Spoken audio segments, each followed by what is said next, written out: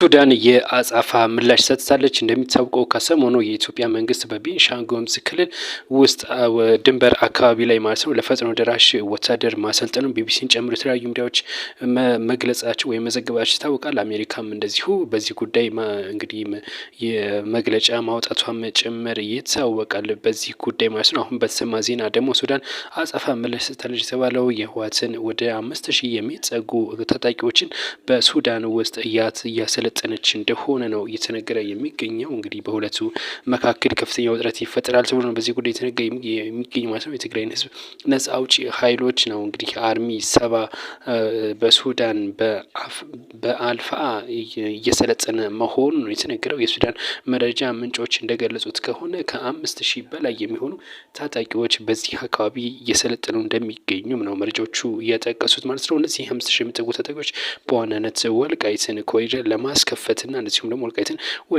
ወደ ቀድሞ ግዛት ለማስመለስ